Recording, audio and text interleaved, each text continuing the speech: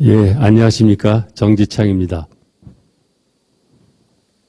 예, 저는 영남대학에서 이제 동문학을 가르치다가 2012년에 정년 퇴임을 했습니다. 그래서 지금은 이제 정년한 지 8년이 되는 명실상부한 이제 노인층에 속하는 사람입니다. 그래서 오늘 제가 말씀드릴 주제는 코로나 일상시대의 삶과 문학입니다. 이게 대학에서 강의하는 것과는 달리 일반 시민들을 상대로 한 강의이기 때문에 되도록이면은 쉽게 학술적인 어떤 강연보다는 여러분과 제 경험을 나누는 그런 자리가 되도록 생각을 하고 이 자리에 왔습니다. 여러분들 지금 다 힘드시죠? 이 코로나 시대를 맞이해가지고 힘들지 않은 사람이 어디 있겠습니까? 다들 힘듭니다. 저도 밖에 출입을 안 하고 집에 틀어박혀서 책을 읽고 텔레비전 보고 인터넷도 뒤져보고 이런 생활을 하다 보니까 사실 좀 답답합니다. 특히 저희 집사람은 삼시세끼를 차려내고 또 저와 같이 24시간 같이 생활을 하다 보니까 참 제가 보기에도 상당히 어려운 점이 많습니다. 아마 여러분도 마찬가지겠죠. 집에서 직장 다니시는 분들은 물론 얘기했지만은 대부분 부인하고 지내는 시간이 많아지고 그러다 보면 이런저런 이제 갈등도 생기고 또 뭐랄까요. 본의 아니게 우울증 같은 것에 빠지기도 합니다. 그래서 이런 모든 어려움을 여러분과 함께 잘 극복해내고 뭔가 희망이 보이는 새봄을 맞기를 저도 기원을 합니다. 그럼 제 얘기를 시작을 하도록 하겠습니다. 처음 제가 말씀드릴 거는 이제 코로나 시대에 변화된 삶에 관한 겁니다. 조금 전에 말씀드렸듯이 여러분도 아마 그런 삶의 변화를 피부적으로 많이 느끼고 계실 거예요. 근데 이거를 조금 더 학술적으로 진지하게 성찰한 분이 있습니다. 박노자 교수라고 이분이 원래는 러시아 출신이죠. 근데 이 사람이 한국에 귀화를 해가지고 한국인입니다. 국적이. 그리고 이름도 박노자로 고쳤어요. 근데 원래는 티호노프인가 하는 러시아식 이름이 있는데 그 이름보다는 지금 박노자라는 이름으로 더 유명하고 현재는 노르웨이의 오슬로 대학에서 한국학 강의를 하고 있습니다. 이분이 한글로 글도 많이 쓰고 강연도 많이 하고 아주 한국 문화나 학문에 대해서 한국 사람보다도 더 조예가 깊은 참 독특한 분이에요. 제가 놀란 건 이분이 중국의 한시라든지 우리나라의 시조 이거를 줄줄 외우고 즉석에서 낭송을 합니다. 저도 사실 그렇게 못하거든요. 근데 이분은 그런 점에서 우리 한국 사람보다도 더 한국적인 분이라고 말할 수 있겠죠. 그리고 이분은 국제적인 인물 아닙니까? 한국 고려대학 같은 데서 강의도 했습니다만 지금 오슬로 대학 노르웨이에서 한국학도 강의도 하고 또 러시아 출신이니까 여러 세계적인 견문과 안목이 높습니다. 근데 이분이 이번 코로나 시대를 맞이해서 발표한 글이 있어요. 거길 찾아보니까 이렇게 얘기를 하고 있어요. 뭐냐면 이 코로나 시대가 되니까 그동안 우리가 확고하게 믿어왔던 몇 가지 신념 아니면 신화 이런 것들이 있는데 이것이 하루아침에 안개처럼 사라져버리더라. 우리도 아마 이걸 많이 느꼈을 겁니다. 코로나가 있기 전에는 당연한 걸로 생각했던 것이 이 코로나 사태를 맞이하다 보니까 그게 아니구나. 이게 내가 봤던 것이 허상이었구나. 헛개비였구나. 안개 같은 어떤 헛된 믿음이었구나. 이런 이제 깨달음을 얻게 되는 거죠. 그래서 이분이 세 가지 신화가 이제 무너졌다고 지적을 했는데 그 세 가지 신화가 뭐냐면 선진국 신화라는 겁니다. 첫 번째. 그 다음에 미국 신화가 있죠. 또 세 번째는 시장 신화. 이건 뭐 우리가 다 아는 겁니다. 이게 용어로 개념으로 정리를 해놓으니까 이제 그럴듯한데 사실은 우리가 피부적으로 다 느끼고 있는 거죠. 뭐냐면 지금까지 우리가 배운 게 뭡니까? 서양의 선진국 우리가 배워야 된다. 뭐 태어나서부터 초등학교 시절부터 지금까지 늘 우리가 배워왔던 게 그거죠. 우리가 어떻게 하면 서양의 선진국들 수준까지 빨리 도달하느냐. 이걸 모방하고 따라잡고 해야 된다는 어떤 그 강박증 같은 게 쭉 있었던 거죠. 뭐 잘못하면 서양에서는 이렇게 하는데 선진국에서 이렇게 하는데 우린 왜 못하느냐. 늘 이런 식으로 자책을 하고 또 잘못하면은 채찍질을 하고 그런 속에서 살아왔었죠. 근데 지금 뭐냐면 그 코로나 사태가 터지고 보니까 우리가 모범으로 삼았던 서양의 선진국들이 사실은 이게 별게 아니구나. 이걸 우리가 느끼고 있지 않습니까? 예를 들면 우리가 선진국으로 꼽고 있는 미국이나 영국, 프랑스, 이탈리아, 독일 이런 나라들 보십시오. 지금 코로나 때문에 엉망이 되어 있지 않습니까? 그 사람들이 믿고 있는 게 뭐냐면 신자유주의라는 거죠. 그러니까 모든 걸 시장에 맡겨서 그대로 제대로 굴러가기만 하면은 모든 게 다 해결될 거다 이렇게 생각을 했는데 그러다 보니까 공공의료기관 같은 게 많이 이제 이 사람들은 취약합니다. 특히 미국이 그렇죠. 그러다 보니까 어떻게 됐어요? 수많은 환자들이 생겨도 어디 치료를 제대로 받지 못합니다. 그러니까 이게 과연 선진국인가? 우리가 꼭 서구 선진국을 따라가야 되는가? 이에 대한 이제 뭔가 믿음이 깨진 거죠. 그 다음에 또 하나는 뭐냐면은 미국 같은 경우에 미국에 대한 신화가 있지 않습니까? 우리는 6.25 전쟁으로 처참하게 파괴된 다음에 늘 모범으로 생각하는 게 미국이었죠. 어떻게 하면 미국처럼 될까? 그래서 애들도 미국으로 많이 유학을 보내고 또 미국에서 공부하고 온 사람들이 우리나라의 주도층이 돼 있지 않습니까? 관료도 되고 학자도 되고 교수도 되고 이런 분들이 도처에 이제 자리 잡고 있는데 지금 미국에서 벌어지는 걸 보니까 이게 미국만 따라잡아서 될 일이 아니다. 이런 걸 우리가 느끼게 된 거죠. 예를 들면 우리가 알다시피 미국은 의료 체계가 우리하고 다르죠. 거기는 자기 의료보험 제도 자체라는 게 있긴 한데 우리처럼 전 국민이 가입한 게 아니고 돈 있는 사람이 자기 돈 내가지고 가입합니다. 그러면 돈 없는 사람들은 어떻게 돼요? 의료보험에 가입 못하죠. 그럼 이 사람들은 예를 들면 코로나가 걸렸을 적에 자기 돈 내고 치료를 해야 되는데 그 치료비가 어마어마하지 않습니까? 그러니까 돈 없는 사람은 치료를 못 받는 거예요. 우리나라는 어떻습니까? 아무리 가난한 사람도 의료보험 다 혜택 받지 않습니까? 일단 병에 걸리면은 병원에 가서 정부에서 다 무료로 치료해 줍니다. 그러니까 우리가 보기에 미국이 선진국이 잘 사는 나라고 우리가 따라가야 될 어떤 대상이었는데 지금 보니까 그게 아니라는 거죠. 그래서 미국에 대한 그 맹목적인 믿음, 미국 신화라는 게 이제 깨지게 된 거죠. 이게 두 번째 박노자 교수가 지적하는 겁니다. 또 하나는 뭡니까? 시장 만능주의, 시장의 신화라는 게 있습니다. 그러니까 모든 걸 아까도 얘기했지만 시장에 맡기면은 다 저절로 잘 풀린다. 응? 그러니까 정부에서 개입하거나 간섭하면은 이게 뭔가 질서가 무너지고 규제를 자꾸 하다 보면은 뭐가 일이 제대로 꼬이기만 하고 잘 안 풀린다. 이런 좀 믿음이 있지 않습니까? 우리도 그런 건 누누이 얘기했었죠. 그래서 전에 어떤 대통령은 규제라는 게 암덩어리다. 이런 말까지 했지 않습니까? 그래서 될 수 있으면 정부에서 개입 안 하고 내버려 두는 게 최선이다. 이렇게 이제 우리가 배워왔었죠. 또 그걸 믿어왔었죠. 근데 이번에 보니까 어떻습니까? 시장에 맡기다 보니까 하다못해 마스크 하나 구하기가 쉽지 않았어요. 또 진단 키트라는 게 있지 않습니까?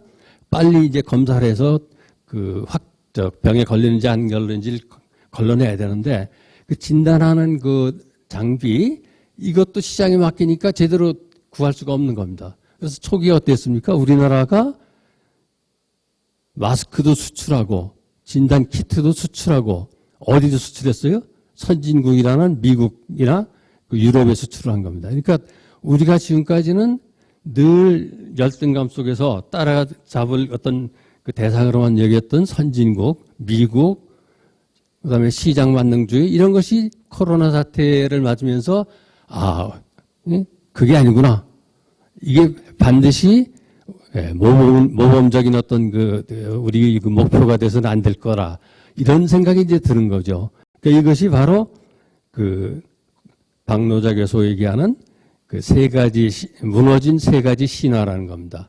아마 여러분도 이거 다 피부로 느끼는 겁니다. 근데 다만 이것을 어떤 개념으로 이렇게 박노자 교수가 설명한 거죠. 그러니까 여러분들 아마 여기에 대해서 많이 공감을 할 겁니다. 근데 이런 깨달음이 그렇다면은 일시적인 거냐? 전 그렇지 않다고 생각합니다. 이것이 앞으로 우리가 삶을 살아가는데 한번 깨진 이 신화가 다시 복구되기는 힘들 겁니다. 이를테면 우리 트럼프 대통령이라는 인물을 알지 않습니까? 세계 최강국의 대통령이죠. 엄청난 막강한 영향력을 가진 사람입니다. 우리나라도 와서 이것저것 북한하고 정상회담도 하고 한반도 문제에 대해서 이런저런 영향을 행사했는데 이분이 그 하는 걸 보니까 좀 이상하잖아요. 저 사람이 과연 세계 최강의 미국 대통령인가? 이 사람 하는 짓을 보면은 좀 그런 느낌이 누구나 든단 말이죠. 이를테면 이 사람이 뭐라고 그랬어요? 코로나라는 건 별거 아니다. 마스크 안 써도 된다. 그러면서 마스크 안 쓰고 돌아다니다가 어떻게 했어요? 자기도 걸렸잖아요, 직접. 그러고 또, 그 코로나가 막 만연하니까 뭐라고 그랬어요? 무슨 약을 쓰면 된다. 텔레비전 나와가지고 이상한 약을 쓰면 이거 금방 없어진다. 또 심지어는 살충제를 주사하면 이거 낫는다. 이게 말도 안 되는 소리를 막 떠든단 말이죠. 그 사람들이 보니까 이게 의사가 아닌 일반인들이 보기에도 이게 말이 안 되는 소리를 막 짓거린단 말이죠. 그러면서 이런 이제 느낌이 되는 겁니다. 아니, 세계 최강인 미국의 대통령이라는 사람이 어떻게 저런 상식에 안 맞는 얘기를 저렇게 막 그냥 떠들고 공공연하게 그걸 또 강요하고 이게 말이 되느냐 이런 느낌을 많이 받았을 겁니다. 그건 뭐냐 하면은 그러면서 말은 안 하지만 속으로 이런 생각을 했을 겁니다.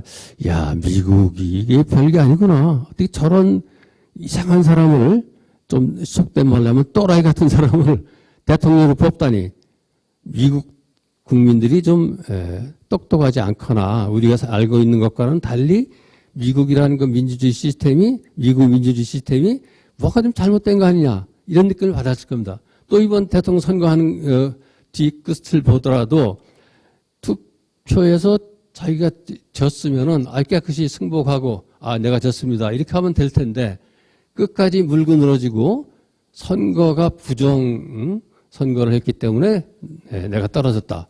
이런 식으로 계속 패배를 인정하지 않고 이런 모습을 보면서 많은 사람들이 뭔가 이상하다는 느낌을 받았을 겁니다.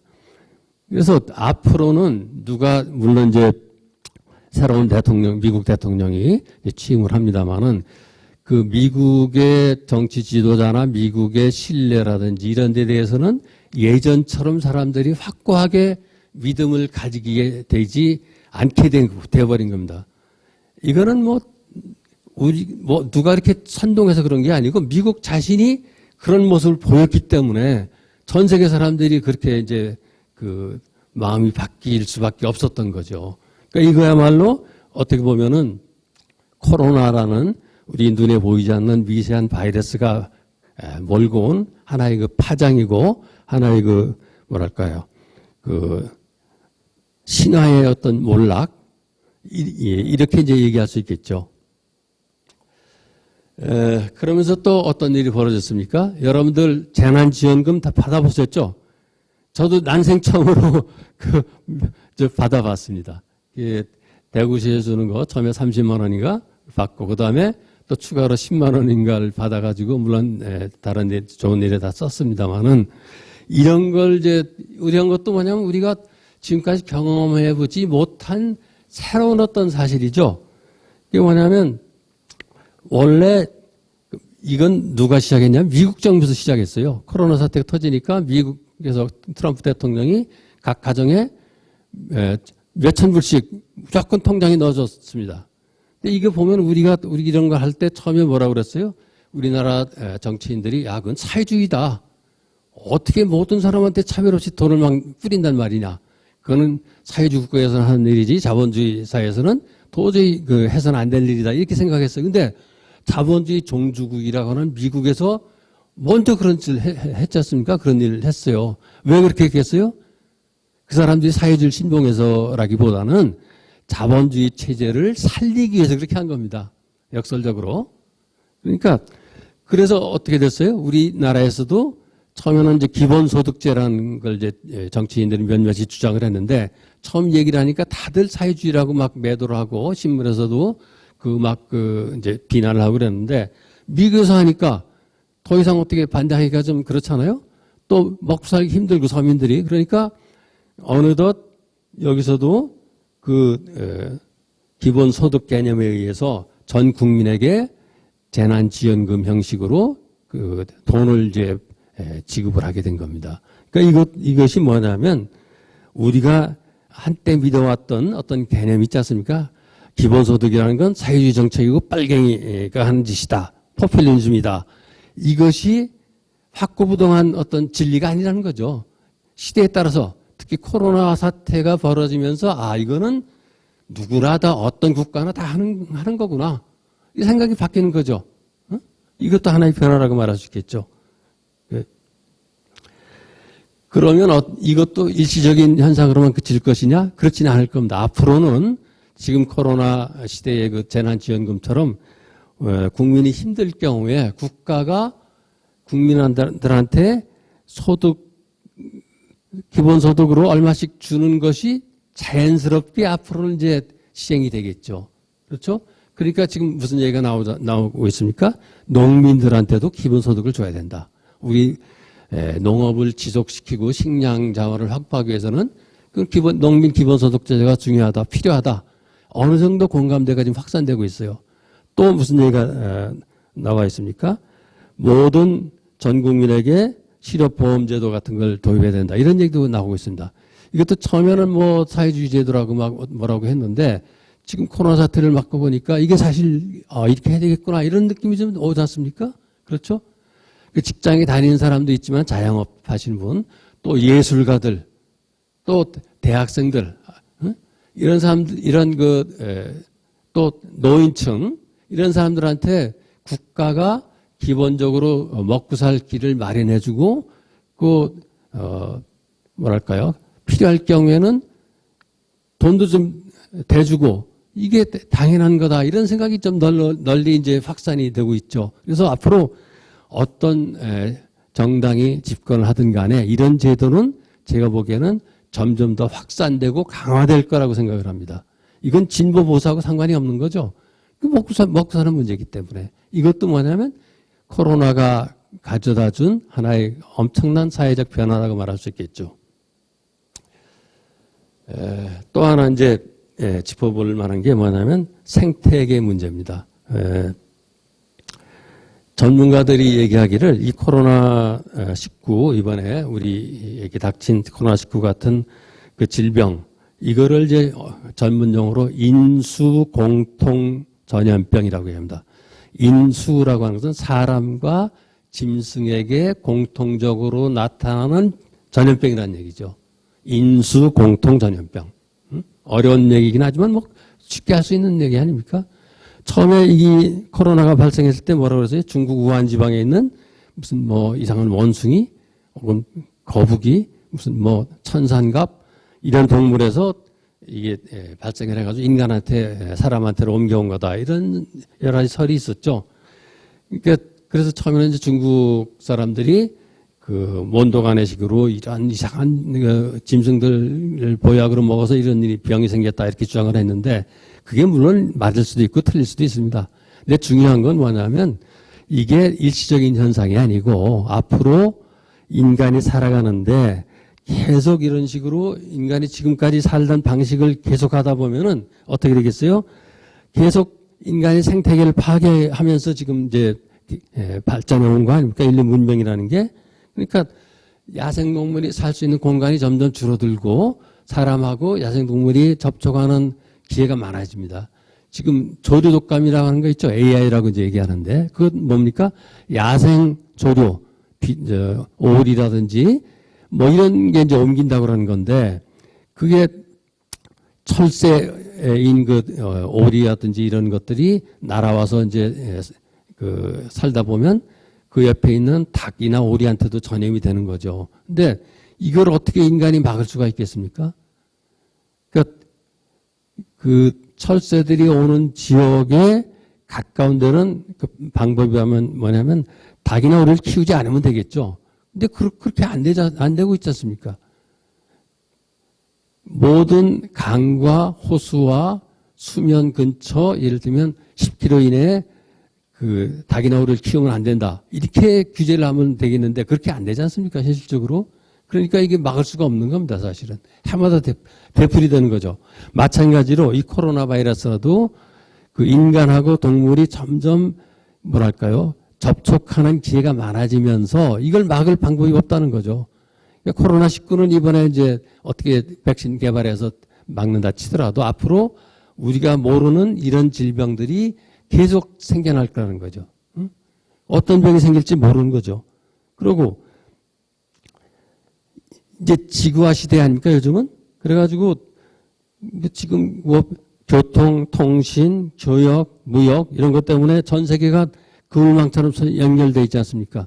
우리도 걸프탕을 뭐 비행기 타고 해외여행도 다니고 그러는데 또 장사하려면은 외국 출장도 가서 같이 그 뭐랄까 물건도 사고 팔고 이거 막을 수가 없는 거죠. 그러니까 옛날하고는 달리 한번 이런 병이 생겼다 하면은 이건 전 세계적으로 퍼지는 게 뭐 시간 문제입니다. 요즘은. 그러니까 막을 수가 없어요. 현실적으로.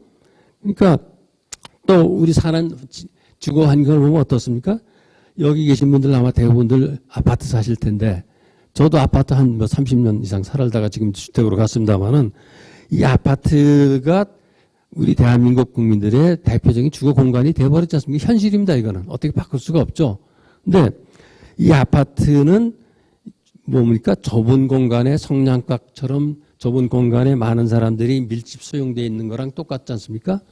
예를 들면 닭이나 오리를 좁은 우리 속에 가둬서 키우는 거나 사람이 좁은 아파트 속에 들어가서 사는 거나 뭐 어떻게 보면 비슷하죠. 조금 용어가 이상합니다만 인간도 아파트 속에서 밀집 사육이 되고 있는 겁니다. 다른 식으로 얘기하면. 그렇잖아요? 그러니까 이런 조건에 의해서는 한번 병이 퍼지면은 막을 수가 없게 되는 겁니다. 밀집해서 사람이 살다 보니까 오늘날 대도시라는 게 대부분 뭐냐면 사람이 밀집해서 사는 어떤 그 사육 공간이라고 해도 과언이 아니지 않습니까? 지하철 타야 되고 학교 가면은 사람들하고 뒤섞여야 되고 뭐 어디 동네 카페나 맥주집에 가면 거기 사람들하고 또 부딪히고 이렇게 사는 거죠. 그거 없이 그냥 혼자서 옛날처럼 그냥 이렇게 그 한적한 시골에서 혼자 살고 이렇게 살 수는 없지 않습니까? 그러니까 주거 환경 이거 자체가 벌써 우리 그 바이러스 역병 같은 게 순식간에 퍼지도록 그런 조건을 만들고 있는 거죠. 물론 그렇게 얘기합니다. 그거 힘들긴 하지만 곧 백신이 나올 거야. 그러면 뭐 몇 달 지나면 해결되겠지. 저도 그렇게 생각합니다. 사실은 백신이 빨리 나와서 이걸 좀 많은 사람들이 접종을 해서 이 코로나 빨리 극복했으면 좋겠어요. 또 그렇게 될 겁니다. 어떤 점에서는 그렇긴 하지만은 또 다른 문제가 있지 않습니까? 지금 뭐 미국 제약회사 파이저니 뭐 모더나니 이런 데서 많이 이제 백신을 개발했다고 그러는데 이게 지금 보면은 접종을 예고해서 시작했는데 시작한 순서를 보면 어떻습니까? 돈 많은 나라부터 먼저 접종을 합니다. 이거 어쩔 수가 없는 거예요.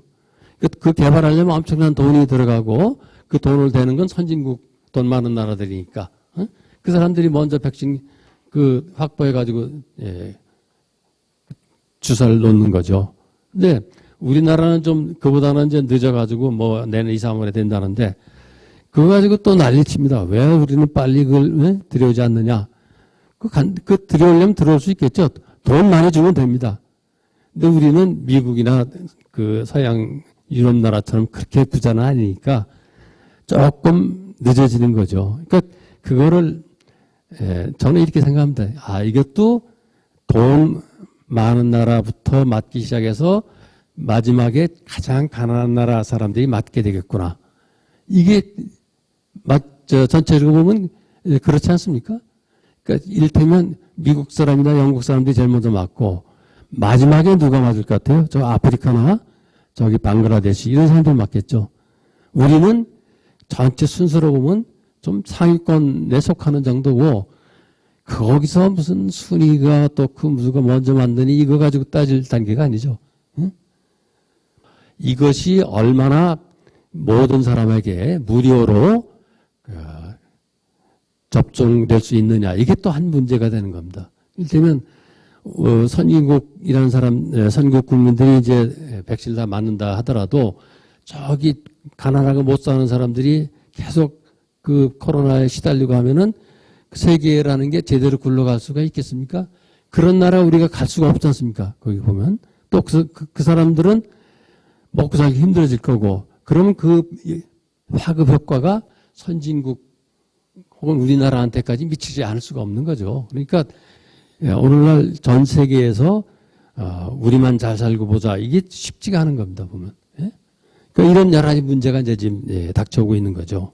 그래서 그 미국의 네이션이라는 이제 잡지가 있는데 이 잡지가 이런 예측을 했어요. 뭐냐면 우린 코로나 역병의 대유행, 그걸 이제 영어로 뭐 팬데믹이라고 얘기를 합니다만은 이것이 지나면은 세계화의 물결이 지역화의 물결로 바뀔 거다. 지금은 구호가 뭐예요? 20세기 그 구호는 세계화 아닙니까? 근데 즉 뭐냐면 미국이나 유럽의 기업들이 중요한 상품 공급처를 지금까지는 주로 아시아나 어디 저 가난한 나라, 동남아시아 특히 이런 데서 이제 그 공장을 지어가지고 싸게 싼 인건비를 이용해서 물건을 만들어서 이제 갖다 팔았지 않습니까? 근데 이 코로나 사태 이후에는 그게 힘들어질 거라는 거죠. 그래서 뭐냐면 중요한 상품을 자기 지역 안으로 공장을 다 옮기게 될 거라는 거죠. 그렇게 되면은 어떻게 되겠습니까? 세계는 미국이라는 한 큰 덩어리, 그 다음에 유럽이라는 큰 덩어리, 그 다음에 중국과 아시아라는 그 세계, 또 다른 덩어리, 이 세계의 3대 경제권으로 분할될 거라고 예측을 합니다. 우리가 보기에도 그럴 것 같지 않습니까? 그렇죠? 그래서 같은 경제권 안에서는 자본과 물자가 비교적 자유롭게 이동할 수 있지만은 다른 지역과 교육은 점점 더 어려울 것이라고 봅니다. 이것도 뭐 어려운 얘기 아니죠. 충분히 우리 같은 사람들도 예측할 수 있는 그런 얘기인 것 같아요. 아마 이게 점점 가속화될 것 같아요. 그 트럼프 대통령이 그 여러 가지 정책을 썼습니다만 그 중에 하나는 뭡니까? 외국에 나가 있는 미국 기업들로 하여금 미국 본토로 들어와라. 그러면은 우리가 세금 혜택도 주고 여러 가지 인센티브를 주겠지만 다른 나라에다 공장 세우고 이렇게 하는 것은 우리가 도와주지 않고 오히려 제재를 가하겠다. 이게 아닙니까? 그럼 외국에서도 뭐라고 얘기합니까? 그 공장을 생산 기지를 되도록 미국으로 옮겨라. 그래가지고 우리나라 그 많은 기업들이 자동차 공장이라든지 뭐 이런 걸 그 압력 때문에 미국에 공장도 짓고 뭐 그렇게 하지 않습니까?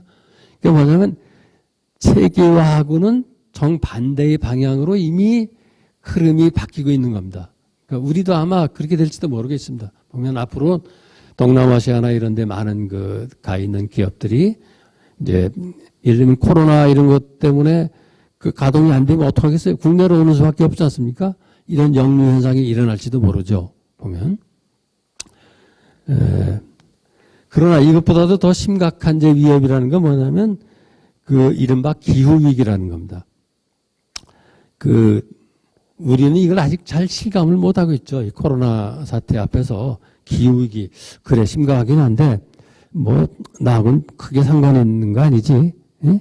아니면은, 지금 당장은 어떨지 앞으로는 어떨지 몰라도 지금 당장 우리가 먹고 사는데 이게 큰 문제가 되는 건 아니지 않는가 이런 생각을 이제 하고 있죠. 저도 뭐 마찬가지입니다. 그래서 그런데 그 과학자들이 하는 얘기를 들어보니까 이게 상당히 심각합니다. 예를 들면 앞으로 30년인 2050년에는 기후 난민이 10억 명이 될 거라 그래요. 기후 난민이라는 건 뭐냐면 기후 변화로 인해서 삶의 터전을 잃고 떠도는 사람들. 쉽게 얘기하면 북극과 남극의 얼음이 지금 빙하가 녹지 않습니까? 그러면 하수면이 높아지죠. 그러면 바닷가에 있는 저지대의 땅들이 전부 다 바닷물에 이제 들어가게 되죠. 그러면 거기 살던 사람들은 어떻게 되겠어요? 피난민이 되는 겁니다. 그게 10억이 될 거라는 거죠. 이거 끔찍한 얘기 아닙니까? 우리는 이렇게 생각하죠. 이 바닷물이 높아진다고 해도 뭐 대구에까지 밀려오겠어, 그게? 응? 또 부산이 뭐 물에 잠기게 하겠나? 이렇게 생각할 겁니다. 근데 실제는 그렇지가 않고 상당수의 그 지구상의 큰 도시들, 바닷가에 있는 도시들이 다 물에 잠길 거라는 거죠. 뉴욕이라든지 이를테면 중국 상하이 이런 것도 물에 잠길 거라는 얘기입니다. 심각한 거죠. 그러면 대구는 물에 안 잠기면 우린 뭐 안전한 겁니까? 그게 아니잖아요. 심각한 겁니다. 보면 10억 명이 난민이 된다니. 또 이거는 아마 좀 여러분들이 피부적으로 느낄 수 있을 것 같은데 여름철 평균 기온이 35도 이상인 도시가 970개로 늘어날 겁니다. 대구 뭐 35도 하면 그 정도야 우리 견딜 수 있지 이렇게 얘기합니다. 우리 뭐 40도 같은 거 뭐 그것들이 견디는데 근데 이게 전 세계적으로 점점 그 온난화가 계속돼 가지고 평균 기온이 35도 이상인 도시가 970개로 늘어난다는 게 심각한 문제입니다. 대구만 해당되는 얘기가 아니죠. 그러면 아마 이 970개 중에 우리 대한민국의 대부분이 도시가 다 포함되겠죠. 그러면 우리 삶의 방식 자체가 바뀌지 않을 수가 없는 겁니다. 또 우리는 그냥 에어컨 틀고 어떻게 해서 견딜 수 있겠지만은 그 돈 없는 나라들 예를 들면 인도라든지 인도 같은 데도 방글라데시 거기 1000만 넘는 도시들이 얼마나 많습니까? 중남미 거기도 많아요. 그런 도시들. 아프리카에도 그런 도시 꽤 많고 근데 그런 도시들에 사는 사람들 어떻게 되겠어요? 35도 이상인 평균 기온이 35도 이상인 게 이제 막 그 늘어나면은 거기 사는 사람들은 엄청난 고통과 또 생명의 위협을 받게 될 겁니다. 또 뭐냐면 물 부족 얘기도 나오고 있어요. 즉 그 기후가 온난화되면서 물이 귀해진다는 거죠. 우리나라 지금 뭐 물이 귀하다고는 하지만 우리 물 펑펑 막 쓰지 않습니까? 아침 저녁으로 샤워하고 뭐 그냥 이렇게 지내는데 앞으로는 그게 쉽지 않을 거라는 것 같아요. 그 앞으로 2050년에는 50억이 인구, 세계 인구의 거의 3분의 2 아닙니까? 물 부족 위기를 겪을 거라고 합니다. 심각한 거죠. 그런데도 이걸 막으려면 어떻게 되겠어요? 탄소 배출을 줄여야 된다는 거죠. 탄소. 공장 좀 덜 돌리고 자동차 좀 덜 타고 뭐 이렇게 해야 되는데 이걸 스웨덴에 있는 그 툰베리라고 하는 10대 소녀가 전 세계적으로 호소를 해가지고 많은 사람들이 호응을 했지만은 이게 호응하지 않는 나라가 어디입니까? 미국이에요. 미국은 뭐 우리는 안 된다. 너희들 하려면 해라. 우리하고 상관없는 일이다. 이렇게 버티고 있지 않습니까? 그래서 전에 딕 체니 미국 부통령이라는 사람이 있었어요. 그러니까 부시 대통령 시절인데 근데 이 사람이 공식적으로 한 얘기가 있습니다. 미국식 생활 방식은 협상 대상이 아니다. 어떻게 보면 단순한 얘기 같은데 심각한 얘기입니다. 미국식 생활 방식. 여러분들 미국 갔다 오신 분들 많이 있죠? 미국식 생활 방식이라는 게 뭡니까? 에너지를 많이 쓰는 생활 방식입니다. 미국에 가보셨으면 알겠지만은 미국 도시들이라는 게 어떻습니까? 대개 우리처럼 아파트나 고층 건물이 있는 게 아니고 그 전원주택처럼 뜰이 있고 그 터도 넓고 그것이 땅이 넓으니까 쫙 넓게 퍼져 있습니다. 그래서 도심에서 상당 기간 나가서 거기에 이제 주택지가 있는데 모든 도시들이 그렇게 돼 있어요. 그래서 미국 사람들이 선호한 방식입니다. 잔디밭 있고 뜰 있고 나무 심어놓고 그다음에 1, 2층 주택 줘가지고 거기서 이제 가족끼리 사는 게 이제 그 사람들이 보편적인 생활 방식인데 그건 뭐냐면 자동차라는 걸 전제로 하는 생활 방식이죠. 그러니까 자동차 없으면 그렇게 못 삽니다. 자기 직장까지 자동차 타고 가고 또 학교 갈 때도 애들 이제 스쿨버스로 태워가고 또 쇼핑하러 갈 때도 또 자동차 타고 갑니다. 또 친구 만나러 갈 때도 자동차 타고 가요. 우동 한 그릇 먹으려면 자동차 타고 한 30분 정도 가는 건 예사입니다. 저도 저희 아들 녀석이 미국에 살아가지고 가끔 이제 가는데 언제 한번 맛있는 우동이 있으니 먹으러 가자. 한 시간 정도 가더라고요. 그 예사입니다. 그게 보면. 그러니까 자동차 없으면 안 되는 거죠. 우리처럼 지하철 타고 버스 타고 안 됩니다. 물론 다니긴 하는데 그거 가지고는 갈 수가 없어요. 그런 쇼핑센터라든지 학교 같은데 이게 안 됩니다. 그러니까 무조건 자동차 타야 돼요. 그러니까 미국 딕 체니가 한 얘기는 이게 참 심각한 얘기예요. 미국식 생활 방식은 협상 대상이 아니다. 탄소 줄이기 위해서 자동차 좀 덜 타자. 이게 안 되는 겁니다. 미국은. 왜냐하면 생활 방식이 그렇게 돼 있으니까 그거 어떻게 바꾸겠어요. 그리고 여름철 보면 이 사람들 에어컨을 막 틀어놓습니다. 어디 가나. 근데 그걸 바꿀 수가 있겠어요? 안 됩니다. 보면. 그러니까 미국은 어차피 전 세계 에너지 4분의 1을 소비하는데 그거를 바꿀 수가 없다는 겁니다. 쉽게 얘기하면. 그리고 또 이제 트럼프는 어떻게 했어요? 파리 기후협정에서 탈퇴했지 않습니까? 그거는 우리하고 상관없는 일이다. 너희들끼리 할 테면 잘해봐라. 세계에 망하든 말든 미국은 뭐 우리 식으로 살면 되지 않느냐. 이런 거죠. 미국 우선주의. 이런 거죠. 근데 다행히 이제 이번에 바이든 대통령은 취임하면서 파리 기후협정에 우선 복귀하겠다 이렇게 약속을 했죠. 그나마 다행입니다. 근데 그렇다고 해서 제가 보기엔 미국 사람들이 에너지 소비를 얼마나 줄일 수 있을지 저는 상당히 의심스럽습니다. 또 미국 사람들 탓하기 전에 우리도 마찬가지죠. 우리도 지금 아까도 얘기했지만 우리 한국식 생활 방식이라는 게 있지 않습니까? 젊은 사람들은 어때요? 하루에 한 번씩 샤워하죠. 학생들 데리고 MT 가면은 샤워 못하면 난리가 납니다. 이 학생들. 그거는 있을 수가 없는 일이에요. 이미 몸에 밴 겁니다. 우리 같은 사람들은 그냥 며칠 안 해도 그럭저럭 넘어가는데 젊은 사람들은 못 견디는 거죠. 그러니까 그거를 뭐라고 할 수가 없죠. 이미 몸에 밴 건데. 또 그런 생활 습관을 우리가 이렇게 애를 키웠기 때문에 그렇게 된 거 아닙니까? 뭐라고 탓할 수도 없는 거죠.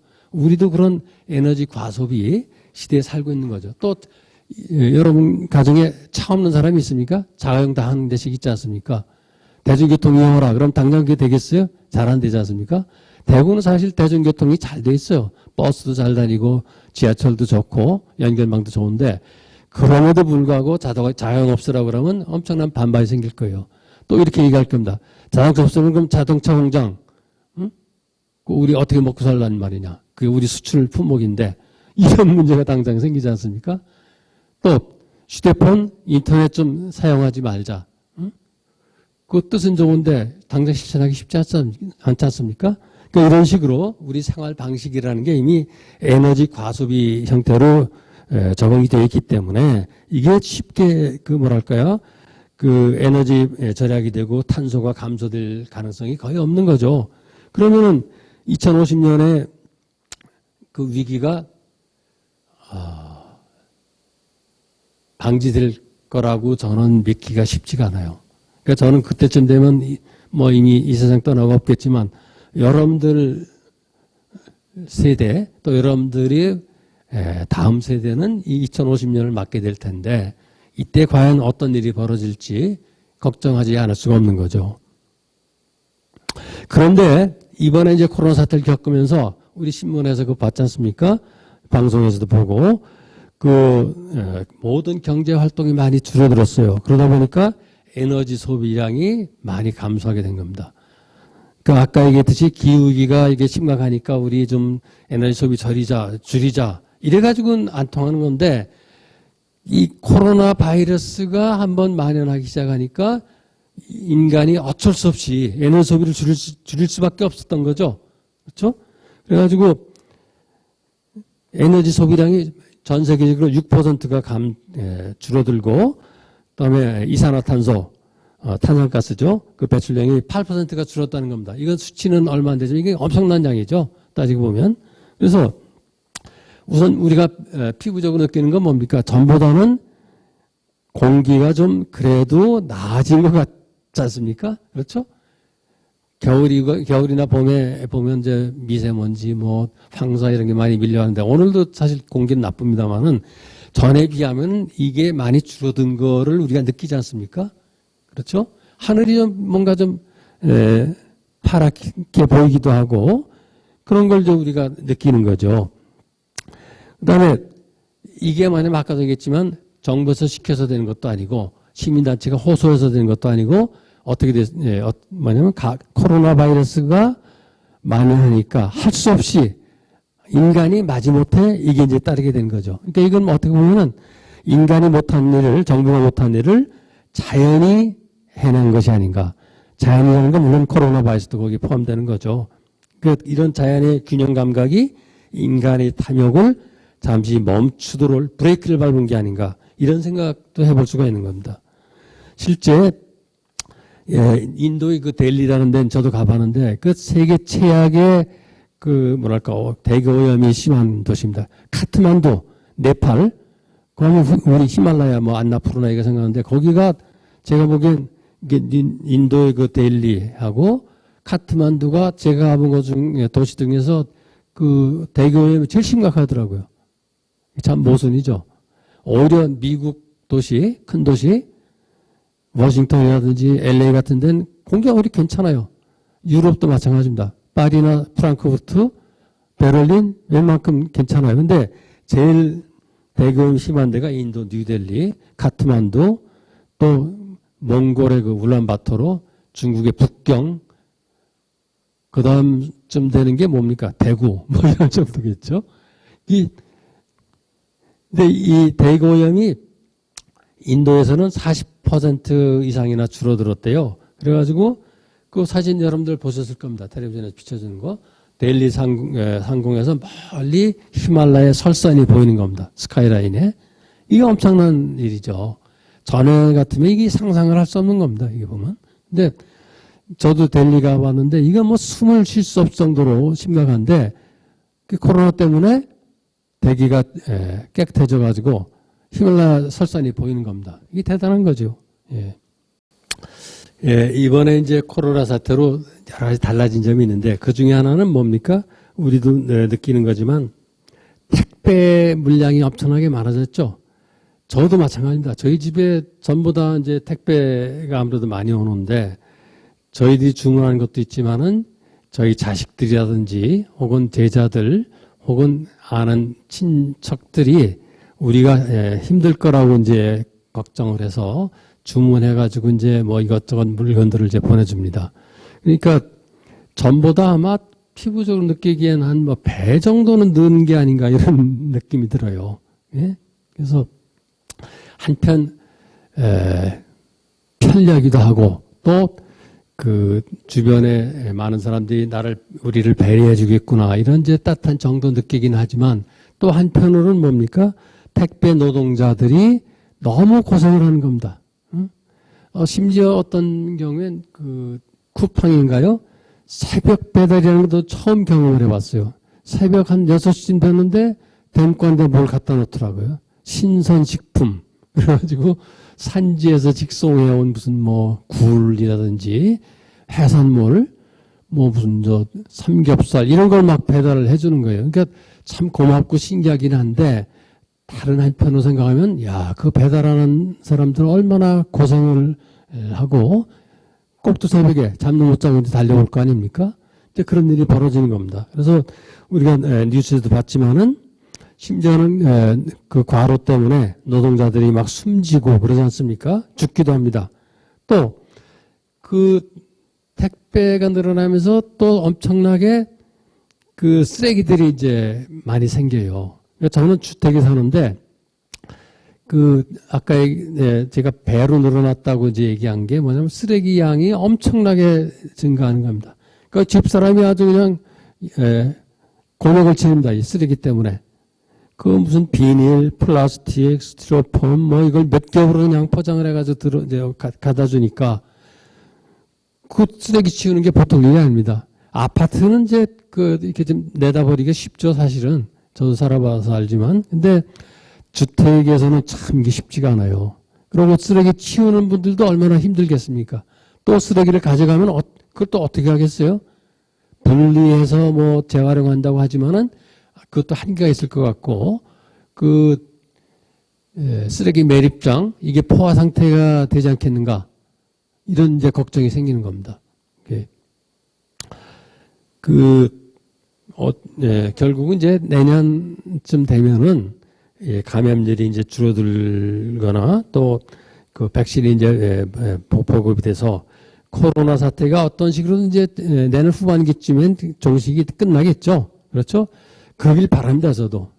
여러분도 그렇게 바랄 거고. 근데 그렇게 되면 어떻게 되겠어요? 이제 옛날식의 생활 방식으로 또 돌아가겠죠. 그렇죠? 같이 어울려서 뭐 놀러 다니고, 해돋이, 해맞이 뭐 이런 거 이제, 이제 보러 다니고, 관광 다니고, 또 술집 가서 친구들하고 어울려서 이제 놀기도 하고, 뭐 교회에 있는 분들은 또 이제 같이 뭐 무슨 기도회도 가고 뭐 이런 거 수련회도 하고 그렇게 하겠죠. 근데 과연 그렇게 옛날식으로 또 살아가지고 되겠는가 하는 이제 걱정도 또 슬며시 드는 거죠. 아까도 얘기했지만 2050년 되면은 이게 세계가 지금 잘못하면 기후위기 때문에 사람이 살 수 없는 그 지경까지 간다는데 지금까지 막 같은 생활 방식으로 계속 그렇게 살아야 될까? 이런 걱정도 또 슬그머니 들지 않습니까? 그럼 어떻게 되겠어요? 대안을 좀 찾아야 되겠죠. 종전과는 달리 좀 우리가 살아야 되겠다. 이런 생각을 할 수밖에 없습니다. 근데 그거는 쉽지 않겠다고 제가 말씀드렸는데, 우리가 아는 영국의 대처, 마가레트 대처, 이분이 일찌감치 이런 얘기를 했어요. 사람들이 좀 뭐 새로운 방식을, 대안을 찾으려고 하는데, 자기가 따져보니까 대안이라는 건 없다. 결국 대안이라는 것은 있으면 좋겠지만 현실적으로 불가능하다. 지금처럼 사는 수밖에 없다. 지금처럼 산다는 게 뭐겠어요? 이 대처가 얘기하는 건 아까 얘기한 신자유주의의 어떤 생활 방식입니다. 즉, 체니 미국 부통령이 얘기한 미국식 생활 방식. 또 선진국들이 추구해온 지금까지의 뭐랄까요? 시장 만능주의. 그게 바로 신자유주의니까요. 그것 이해는 대안이 없다. 이 대처란 여자가 그런 얘기를 했어요. 그래서 뭐냐면, there is no alternative. 영어라면. 그래서 그거를 약자를 해서 T-I-N-A. 티나라고 얘기한다. 티나. 대안이 없다. 지금까지처럼 살 수밖에 없다. 대안은 없다. 어떻게 보면은 그럴듯한 말 같기도 한데 또 한편 뒤집어 생각하면 이게 너무 절망적인 얘기 아닙니까? 대안이 없다. 우리가 달리 어떻게 지금과는 다른 방식으로 살 수 있는 길이 없다는 거니까 이거 암담한 거 아니에요? 왜냐면 지금처럼 살면은 2050년 되면은 우리 지구가 사람 살 수 없는 대로 바뀐다는데 그 다른 방식이 없다는, 대안이 없다면 어떻게 되겠어요? 그럼 가만히 있어야 됩니까? 뭔가 좀 대안을 이라도 찾아야 되죠. 가만히 앉아서 지구가 폭삭 망하는 걸 기다리기보다는 대안을 찾아야 될 겁니다. 그렇죠? 저는 뭐 어떤 게 대안인지 정확히 제시할 능력은 없지만은 다만 노력은 해야 되겠다. 여러분들은 아마 공감을 하실 겁니다. 왜냐하면 여러분들이나 저는 어차피 이제 2050년까지 살지 어떨지 불확실하지만은 저희 후손들, 저희가 사랑하는 자식들, 손자들, 이 세대는 계속 살아남아야 되는데, 후손들을 위해서라도 대안을 우리가 찾아야 되겠죠. 그냥 대안 없다고 그냥 주저앉아 있으면 어떻게 되겠습니까? 그러니까 좀 뭔가 새로운 그는 뭐 정치인들한테 맡길 수도 없고 아니면은 학자들한테만 맡길 수도 없고 뭐 우리 시민들이 같이 고민해야 될 문제인 거죠. 그런데 문제는 그런 대안이라는 게 대개 정치적인 경제적인 제도만을 우리가 생각을 하게 됩니다. 뭐냐면 이제 보수 정당이 집권하면 그 대안이 좀 생기겠지. 아니면 진보 정당이 집권을 하면 좀 달라지겠지. 이렇게 생각을 합니다. 근데 사실은 우리가 아까도 얘기했지만은 그 보수건 진보건 간에 우리 대한민국의 경우에 결국은 자본주의 체제 안에서 어떤 정책을 펴나갈 겁니다. 그렇죠? 아무리 뭐 어쩌고저쩌고 해도 보수 진보 어쩌고저쩌고 편가르기를 해도 그 다음 정권이 어떻게 될지 모르지만 그 사람들이 그냥 지금까지와는 전혀 다른 자본주의와는 다른 그야말로 무슨 사회주의, 북한식 사회주의 이런 거 할 수 있겠어요? 안 되죠. 그 결국 자본주의 틀 안에서 뭐 이제 나라를 운영해 나갈 텐데, 근데 자본주의 체제의 그 목표라는 게 뭐겠어요? 물질적 풍요, 그다음에 편리, 그다음에 자유민주주의적인 정치 구조, 그다음에 살기 좋은 나라, 즉 평균 수명이 연장돼서 100세까지 사는 어떤 세상 이런 거죠. 보편적으로 우리가 추구하는 게 그렇죠. 근데 이게 자유민주주의가 추구하는 또 자본주의가 추구하는 어떤 목표인데 아까도 얘기했지만 이 코로나 사태를 겪으면서 이게 과연 만교불변의 진리고 목표고 또 우리가 지상에 어떤 낙원을 건설하기 위한 어떤 지침인 것인지 한번 따져볼 필요가 있다는 생각이 드는 거죠. 이것도 뭐냐면 코로나 사태가 없었더라면 이런 생각을 할 수 없었을 거예요. 코로나 사태를 다 겪어보니까 이것도 한번 좀 다시 따져봐야 되겠구나 이런 생각이 드는 겁니다.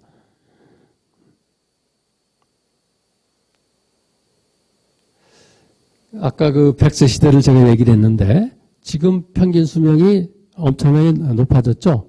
남자는 한 77세, 몇 년 전 통계인데 여자는 뭐 80 몇 세인데 그 아마 점점 더 늘어날 겁니다. 지금은 이제 일반적으로 뭐라고 얘기합니까? 100세 시대라고 얘기합니다. 지금 어르신 우리 집안에도 보면은 90 넘은 분들이 많고 100세 넘긴 분들도 드물지 않습니다. 앞으로 그게 이제 점점 수명이 늘어나가지고 언젠가 100세 시대가 올 겁니다. 예? 그래서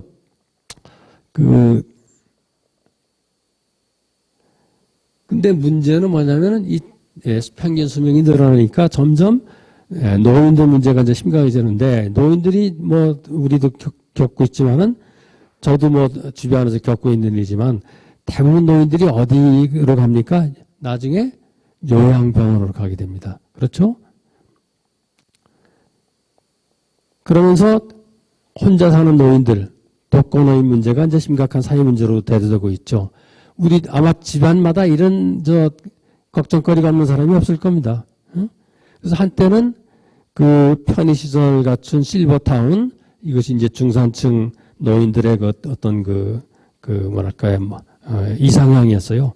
거기 가면은 모든 거 다 해준다더라. 의사가 있어서 건강도 관리해주고, 친구들끼리 뭐 모임도 하고, 뭐 즐겁게 살 수 있다더라. 이제 많이들 글로 갔어요, 돈 있는 사람들이. 근데 그게 몇십 년 지나고 나니까 무슨 문제가 생기냐면은 거기 간 사람들도 죽을 거 아닙니까? 점점. 그러니까 혼자 살게 됩니다.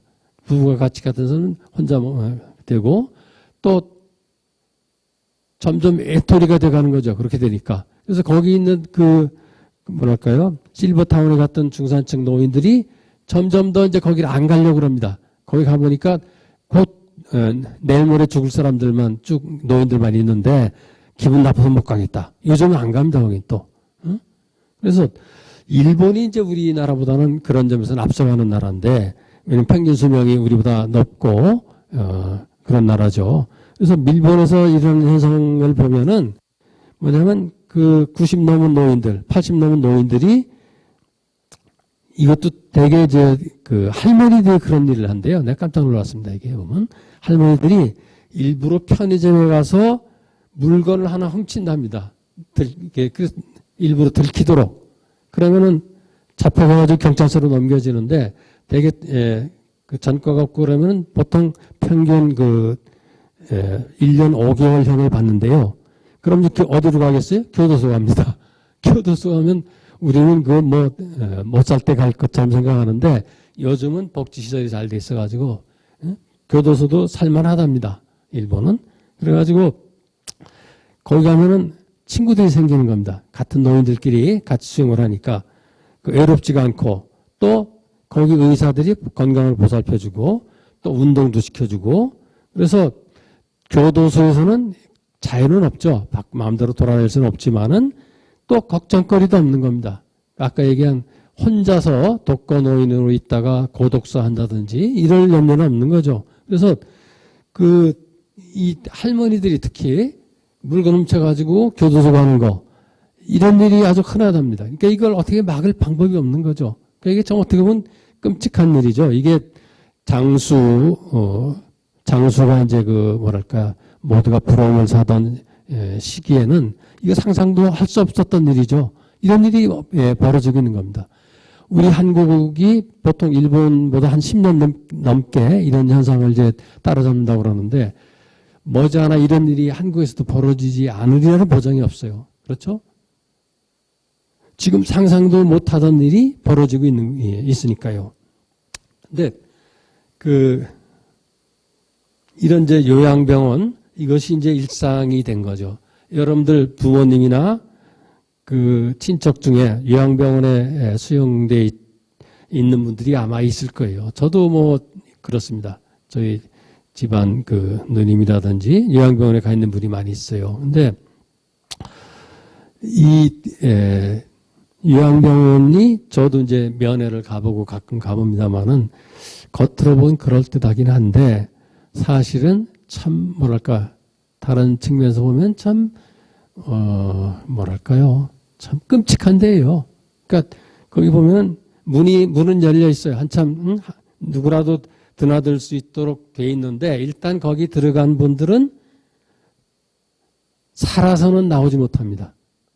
그렇잖아요. 한번 생각해봐도 요양병에 들어간 분이 건강해져서 다시 집으로 와서 씩씩하게 살고 이게 안 되지 않습니까? 왜냐하면 요양병원이라는 건 자기 몸을 제대로 가눌 수 없는 그런 분들이 가는 마지막 어떤 피난처 같은 데니까 쉽지가 않습니다.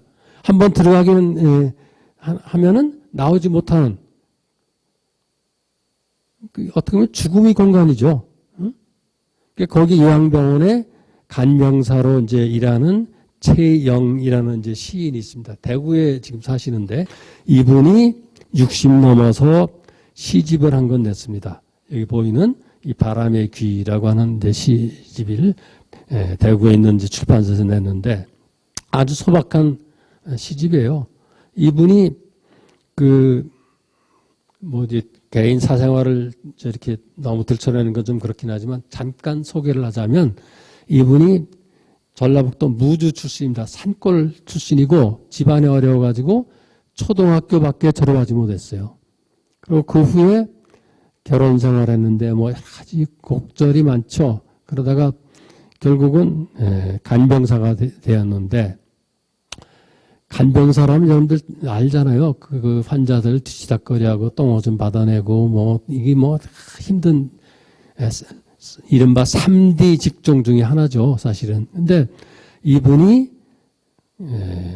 어려서부터 이상하게 문학에 소질이 있었던 것 같아요. 그래서 자기가 힘들게 살면서 아까 얘기했던 초등학교밖에 안 나온 분이니까 얼마나 힘들었겠어요. 근데 낙서 비슷하게 종이에다가 이렇게 끄적끄적 했는데 아는 분이 그걸 이제 쓰레기통에 버리고 그랬는데 그걸 이제 보더니 당신 뭔가 글재주가 있는 것 같아.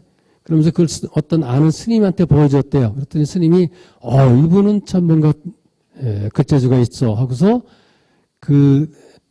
최영 시인을 어떤 아는 시인한테 소개를 해줬어요. 스님이. 그래서 이분을 좀 한번 재주가 있는지 한번 알아봐달라. 그 인연이 돼가지고 이분이 이제 뒤늦게 시를 써가지고 60이 넘어가지고 시집이라고 하나 냈어요.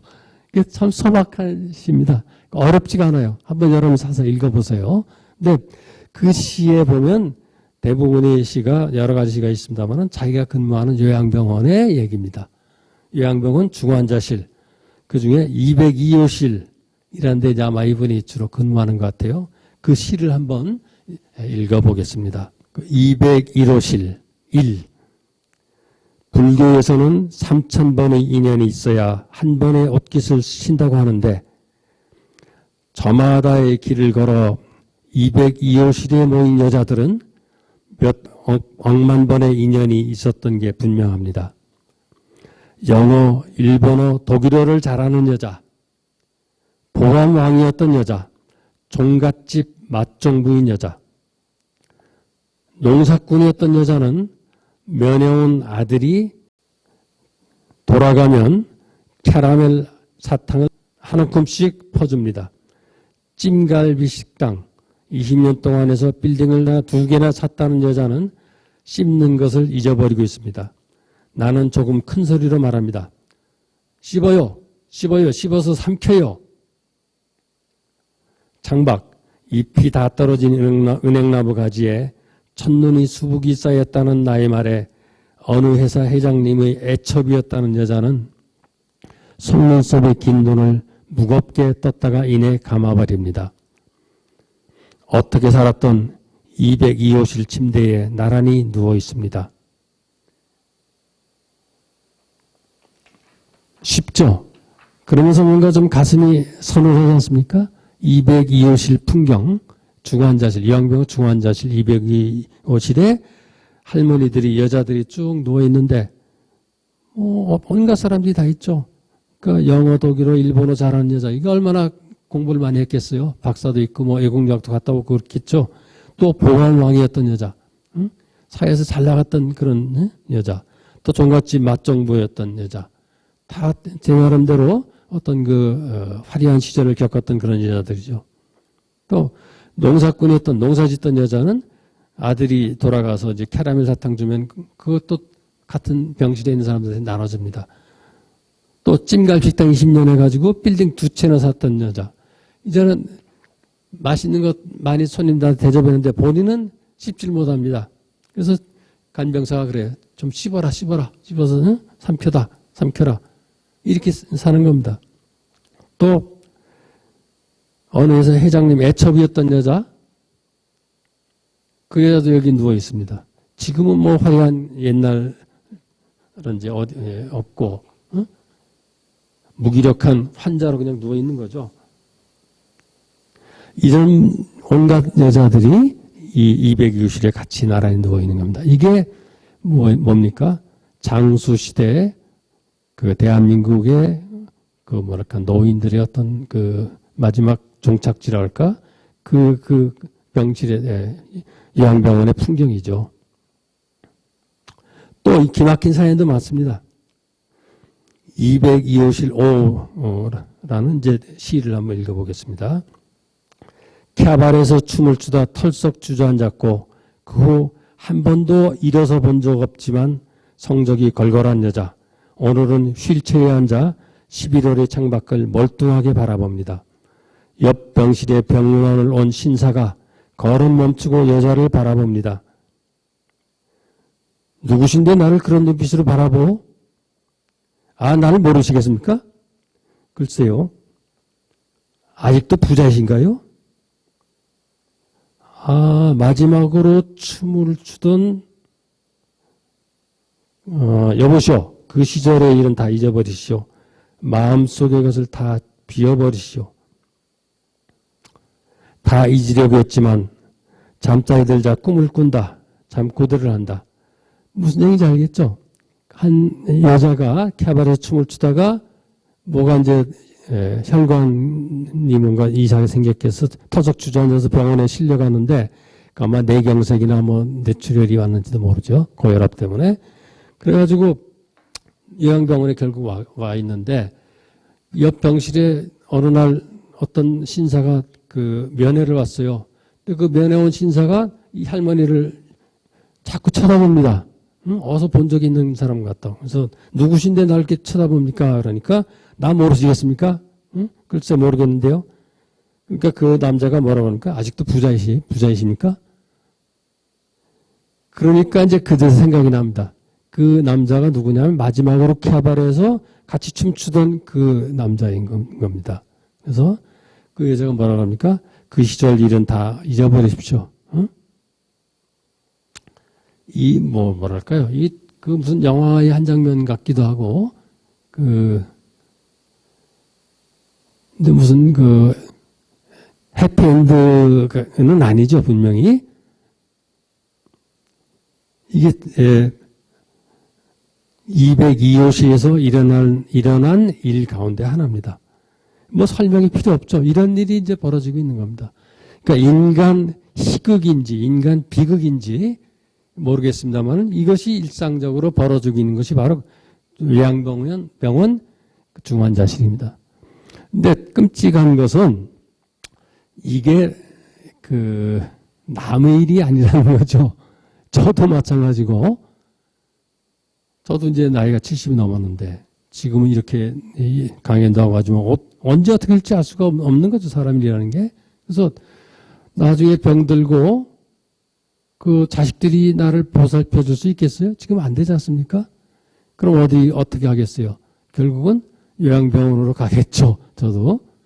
뭐 다른, 사고로, 세상을 떠나지 않는다면은, 여러분들은 어떻겠습니까?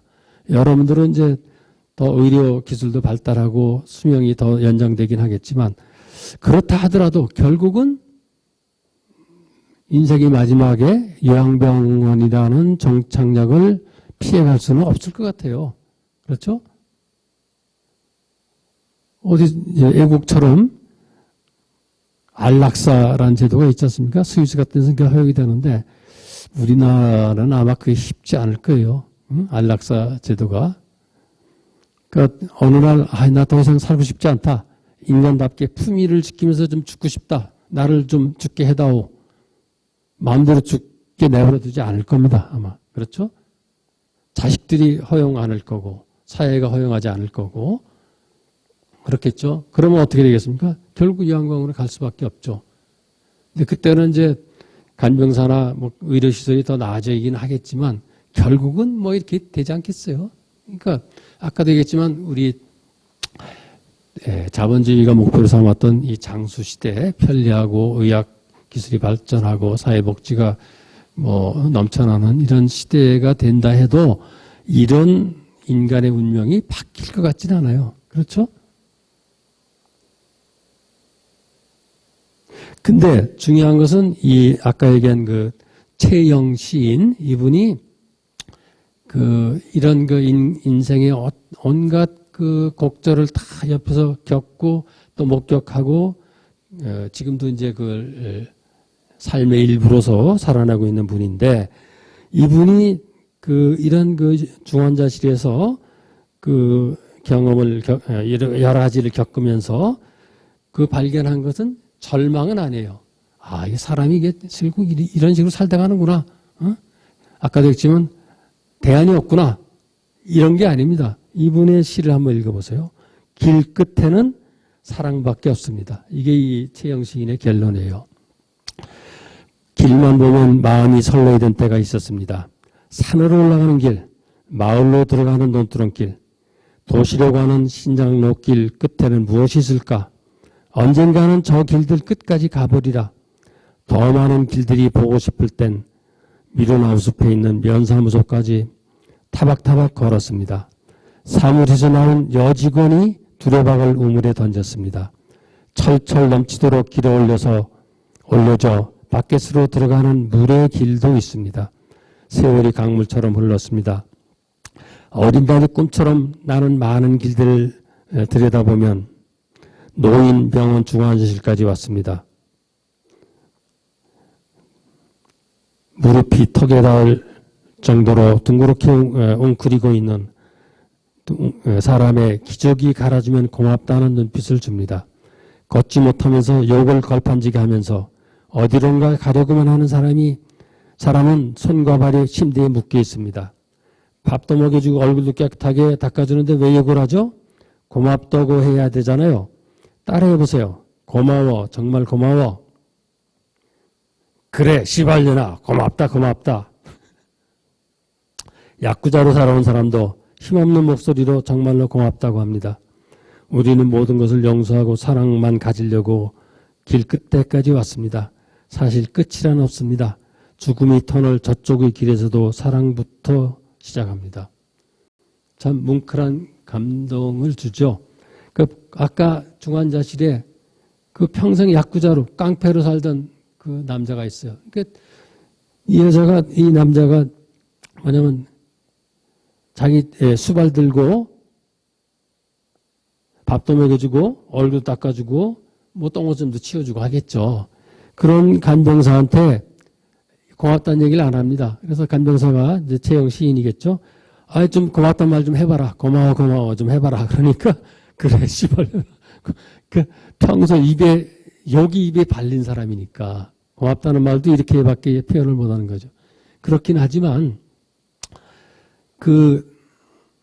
이 사람도 고맙다는 뜻은 가지고 있는 거죠. 말은 이렇게 험하게 하지만 그렇잖아요.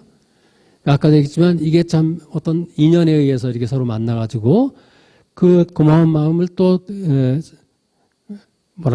이런 거친 욕으로라도 표현을 하지 않습니까? 그 인연이라는 게 얼마나 소중한 겁니까? 그 인연을 달리 얘기하면 사랑이라고 이제 채영 시인은 얘기하고 있는 거죠. 그렇죠?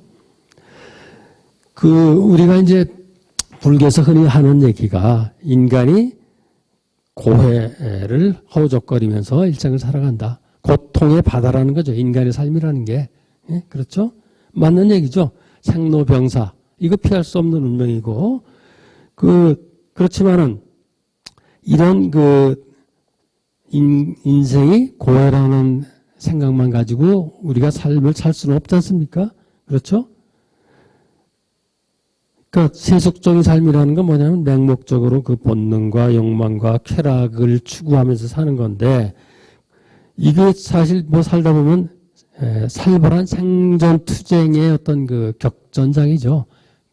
근데 반대로 그렇다면은 모든 본능과 욕망과 감정이 없는 그것이 제거된 인간, 그건 또 뭐겠습니까?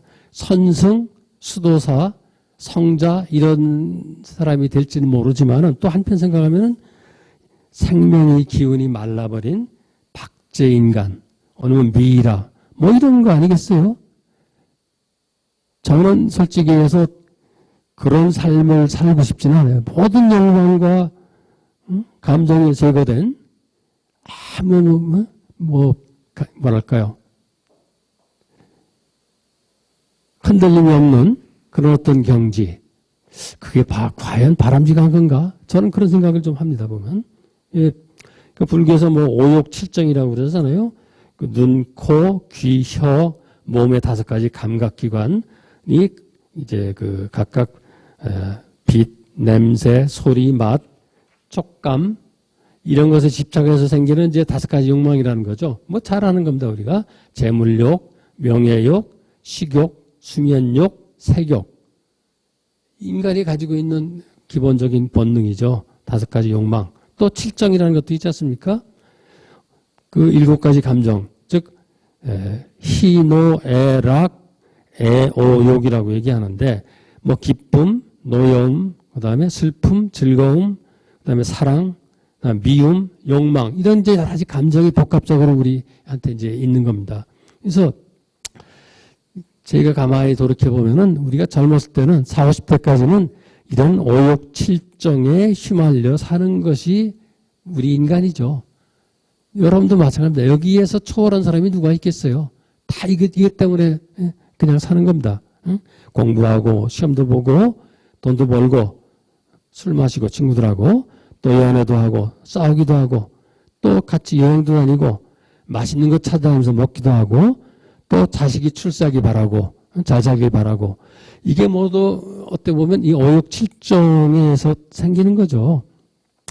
그러다가 이제 나이가 들고 어느덧 이제 자식들이 다 시집장가가고 이제 부부 혼자만 남게 됩니다. 또 다니는 직장도 어느덧 정년 맞게 되고, 그러면 그때서야 비로소 지금까지 내가 추구했던 그 오욕, 칠정 이런 게 다 허무하구나, 그 부질없구나, 이걸 이제 조금 깨닫게 됩니다. 그것도 조금 깨닫게 되는 거죠. 그러다가 이제 좀 세월이 지나면 어떻게 됩니까? 65세가 되고, 그러면 뭐예요? 정상에 서서 경로 우대증이라는 걸 발급을 합니다. 그리고 그 지하철 무료 승차권 가지고 이제 지하철도 공짜로 타게 되죠. 이른바 지공거사가 되는 겁니다. 이제 이 나이쯤 되면은 65세, 60세 넘으면은 늙는 것에 이제 대비를 해야 되죠. 그래서 그 목표는 뭡니까? 기왕 늙을 바에 우리 좀 곱게 늙자. 그래 얘기합니다. 근데 곱게 늙는다는 게 말은 그럴듯한데 사실 가만히 따져보면 늙는다는 것 자체가 고운 것하고는 거리가 먼 거 아닙니까? 그렇죠? 늙는다는 건 뭡니까? 용모가 추해지고 주름살도 생기고 냄새도 나고 자꾸 흘리고 추해지는 겁니다. 그렇죠? 기억력도 자꾸 감퇴해가지고 금방 했던 약속도 잊어버리고 정말 추해지는 거예요. 늙는다는 건. 달리 얘기하면 또 낡아지는 거죠. 자꾸 부품이 이제 노쇠하니까 낡아질 수밖에 없는 거죠. 성능이 떨어지는 거죠. 그래서 요즘 말대로 나이 40, 50 넘으면은 뭐라고 그래요? 젊은 사람들이 꼰대라고 합니다. 뭐 기분 나쁘긴 하지만 뭐 사실이 그렇죠. 점점 추해지고 낡아지고 못나지고 성능이 떨어지고 그걸 뭐라고 해요? 꼰대라고 얘기하는 겁니다. 그렇다면 우리가 목표할 건 뭐겠어요? 좀 늙는 건 피할 수 없겠지만 기왕 늙을 바에 좀 덜 추하게 덜 보기 싫게 늙는 수밖에 없는 거죠. 늙는 것 자체를 피할 수는 없어요. 진시황이라고 피하겠습니까? 트럼프라고 피하겠습니까? 아무도 피할 수 없는 거죠. 다만 좀 덜 추하게 그러려면 어떻게 해야 되겠습니까? 좀 겸손해져야 될 것 같아요. 그 다음에 이제 유광의 시인이 그 시를 한 편 소개하려고 하는데 이분이 참 재미난 얘기를 했어요. 늙어가려면 시골 정미소처럼 늙어가라. 시골 정미소는 어떻습니까? 좀 다소곳하고 잊힌 듯이 시시하게 그냥 있는 거죠. 우리도 늙어가면서 이런 자세를 배워야 된다는 거죠. 한번 읽어보겠습니다. 정미소처럼 늙어라. 유광이. 나 늙는 것을 두려워하지 않으리. 아직은 늙음을 사랑할 수는 없지만 언젠가 사랑하게 되리. 하루하루가 다소곳하게 조금은 수줍은 영혼으로 늙기를 바라네. 어느 날 쭈글쭈글한 주름 찾아오면 높은 산에 올라 채취한 나물처럼 그 속에 한없는 겸손과 한 번도 가져본 적 없는 하늘의 열매 같은 그런 따사로운 빛이 내 파리한 손바닥 한 귀퉁이에도 아주 조금은 남아있길 바라네. 언젠가 어느 시골 마을을 지나다 잠깐 들어가 본 오래된 정미소처럼 그렇게 늙어가길 바라네. 그 많은 곡식의 알갱이들 밥으로 고스란히 돌려주었으면서도 정작 자신은 식은 왕겨 몇 주문만으로 소리 없이 늙어가는, 그러고도 한 번도 진실로 후회해 본 적이 없는 시냇물 흐르는 소리도 반짝 들려주는 녹슨 양철 지붕을 먼 산봉우리인 양 머리에 인 채 늙어가는 시골 정미소처럼 나 또한 그렇게 잊힌 듯 안 잊힌 듯 조용히 늙어가길 바라네. 좋지요? 저도 이렇게 좀 늙어가고 싶은데 이게 사실 쉬운 일이 아닙니다. 여러분 정도 이제 그 나이가 들면은 대개 한 번씩 생각하는 게 뭐냐면 시골에 어디 저 시골집 같은 데를 하나 구해가지고 거기 가서 좀 그 여유있게 살면 어떻겠는가 그런 생각들을 한 번씩 해보게 됩니다. 여러분도 아마 그런 생각을 해보셨을 거예요. 저도 마찬가지입니다. 저도 고향이나 이런 데 가서 좀 고향 옛날 살던 집 아니면은 그 근처 어떤 집을 하나 좀 구해가지고 그 좀 리모델링해서 가끔 주말에 좀 거기서 지냈으면 어떻겠는가 이런 이제 생각들을 이제 하게 됩니다. 그러고 거기 이제 그러다 보면 고향 친구들 만나게 되잖아요. 옛날 초등학교 동창들이라든지 동네 친구들, 중학교 동창들 뭐 이렇게 만나는데 만나가지고 이제 막걸리 한 잔 마시고 이런저런 얘기 하다 보면 그런 얘기 하지 않습니까? 흔히 하는 말로 대구 생활, 서울 생활 이게 참 지나고 보니까 참 보잘것없더라. 응? 겉으로는 그럴듯 화려하긴 한데 참 사는 재미가 없더라. 나이 들면 고향에 내려와서 이제 살겠다. 이런 얘기 이제 막 합니다. 그러면서 술김에 큰 소리 막 치죠. 두고 봐라 말이지. 내가 마누라한테 설득을 해가지고 몇 년 안에 고향에 돌아오겠다. 이렇게 이제 큰 소리 칩니다. 근데 실제 그 약속 지키기가 쉽지가 않죠. 예? 우선 제일 큰 난관이 뭡니까? 부인이 반대하는 겁니다. 가정주부들이 시골 가서 살려고 하지 않습니까? 불편하니까. 가끔 가는 건 어떨지 모르겠는데 사는 건 반대하죠. 그러니까 되게 타협해가지고 별장 비슷하게 해가지고 주말에만 가서 이제 지내다 오는 경우가 많습니다. 그렇죠? 또 다른 장애는 뭡니까?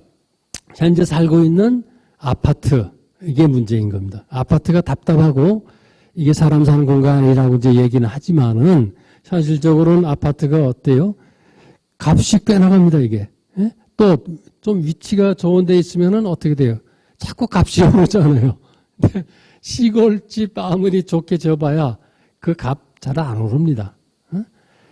그러니까 금융적으로 수지 타산만을 이제 따진다면은 아파트 팔고 시골 가서 사는 게 쉬운 일이 아닙니다. 그렇죠? 우선 여자들이나 가족들이 반대합니다. 아이고, 이게 조금 있으면 자꾸 이게 오르고, 몇천만 원씩 오르고 말이지. 예? 시골집 가지고 있어야 얼마 오르겠느냐. 아파트 가지고 있어야지 나중에 자식들한테라도 물려줄 게 남지. 시골 가가지고 집 한 채 가져봐야 뭐 남는 게 뭐가 있겠느냐. 이제 이렇게 반대를 합니다. 쉬운 일이 아니죠. 근데 아까 술 마시면서 자기 고향에 돌아가겠다고 이제 약속한 친구를 기다리고 있는 고향에 친구는 이제 답답하죠. 이놈이 오겠다고 하더니 영 소식이 없습니다. 그러니까 이 사람이 편지를 하나 보냅니다. 이 편지가 근데 뭐예요? 시 형식으로 되어 있습니다. 이게 얼핏 보면은 시인데 또 보면은 시조입니다. 시조 중에서도 사설시조라는 거 있죠. 우리 중고등학교 아마 국어 시간에 배웠을 것 같아요. 사설시조라고. 근데 율격이 있는데 3-5-4-3 이렇게 있는데 그거하고는 좀 달리 중간에 가운데 여는 길게 늘여가지고 쓰는 이런 사설 약간 파격적인 시조. 그 이제 사설시조죠. 그래서 그 사설시조를 이제 쓴 시인이 박기섭이라고 여기 지금 각북에 사십니다. 이 대구 분이에요. 아주 시조를 잘 쓰는 분입니다. 이분이 이런 주제를 가지고 쓴 시조입니다. 솥대고 3년. 솥대고 3년이라는 건 뭡니까? 속담 같은 데 많이 나오는 얘기죠. 솥대고 3년. 시골 사신 분들은 아마 이 어감을 이제 실감하실 텐데, 약속해 놓고서 아무리 3년이 지나도 소식이 없는 겁니다. 솥대고 이사한다 소리 하던데 솥대고 나서 3년이 지나도록 이사도 안 하는 겁니다. 재밌는 시조예요. 한번 읽어볼게요. 그래, 대처삭이 얼마나 각다부녀. 애끼고 덧게 비치고 그럴 것이 무엇 있나. 힘들면 다 접어두고 후딱 내려오거나. 먹고프다 먹고픈 걸 어찌다 먹고 살고 하고프다 하고픈 걸 어찌다 하고 사노. 소잡은 먹구멍으로다 개화집이 넘어간단디. 그게 다 헛거인 줄 자네 정녕 모르겠는가. 눈먼 갱이 갈반 매득히 짜드락 나댄다고 코에 걸 무슨 행제가 생길 것도 아니고. 오게나 분답시리 개서 그러질 말고 여긴 자네 태 묻은 곳 뼈 묻을 곳 아닌가. 솥대고 3년이라도만 자네가 곧 그 맛잡이네. 재밌죠? 이 경상도 사투리인데 저는 사실 이 충청도 사람이라 이걸 제대로 이해를 못했어요. 근데 사전 찾아가지고 가까스로 이제 뜻을 알아봤는데 처음에 보면 이런 게 있어요. 대처 살기가 얼마나 각다분요. 대처라는 게 뭐 도해지죠. 도해지 살기가 얼마나 각다분하다는 건 힘들고 고되다는 거죠. 얼마나 힘드냐? 응? 애낀다는 건 그 주고받는 것을 서로 이제 이렇게 뭐랄까요? 메워서 상쇄한다는 얘기죠. 애낀다는 말을 하죠. 그러니까 품앗이하고 그럴 때 뭘로 애낀다고 그러잖아요. 뭐 내가 예전에 얼마 빚졌는데 그걸 뭐 대신 뭘로 애낀다는 이런 거 땜질하는 거죠. 그다음에 덧게 비친다는 건 그 어떤 판자 같은 거 위에다 또 하나를 덧붙여서 이렇게 대는 거 덧게 비친다고 그러죠. 이것도 시골 사투리인데 경상도. 그러니까 도시의 삶이라는 게 이런 겁니다. 애끼고 덧게 비치고 그냥 뭐 그러니까 빵꾸난데 좀 때우고 땜질하고 그다음에 거기 또 물이 새면은 거기 또 대서 뭐 또 수리하고 뭐 이런 식으로 땜질하고 뭐 이런 식으로 사는 거죠. 에? 뭐 힘들다 하면은 힘들고 사고 나면은 그 무슨 적금 깨서 메우기도 하고 뭐 이렇게 사는 겁니다. 그러니까 힘들고 고될 수밖에 없죠. 그럴 거 뭐 있나? 힘들면 다 접어불고 후딱 내려오거나 이 친구가 이렇게 얘기합니다. 그러면서 또 뭐라고 해요? 먹고프다 먹고픈 걸 어찌다 먹고 살고 하고프다 하고픈 걸 어찌다 하고 사노? 하고 싶은 거 어떻게 다 하고 사느냐? 먹고 싶은 거 어찌 다 먹느냐? 소잡은 목구멍으로다. 이 소잡은이라는 말이 저는 잘 이해가 안 되는데 보니까 소잡다는 거 아시겠어요? 소잡다는 건 비좁다는 얘기예요. 요즘 젊은 사람들 잘 모르죠. 이거 소잡다는 말. 비좁은 목구멍으로다가 개화집이 넘어간다는데. 그러니까 목구멍이 좁긴 하지만 그 안으로 먹다 보면은 기와집도 넘어가는 겁니다. 술 마시고 뭐 노름하고 하다 보면 먹고 다 그냥 억만금도 금방 없어지지 않습니까? 그걸 대 속담식으로 소잡은 목구멍으로다 개화집이 넘어간다. 이렇게 경상도 시골에서 얘기를 하는 겁니다. 그게 다 헛고인지를 전혀 정녕 모르겠는가. 돈 많이 벌어가지고 뭐 어쩌고 하겠다 그러는데 하루아침에 그냥 하다 보면 다 눈 녹듯이 목구멍 속으로 다 넘어가 버리는 겁니다. 응? 뭐 술 좋아하는 사람들 특히. 그러면서 내 이 뱃속에 집 한 채가 있다. 이런 얘기 하지 않습니까? 술 먹느라고 다 그냥 먹어치운 겁니다. 그 억만금을.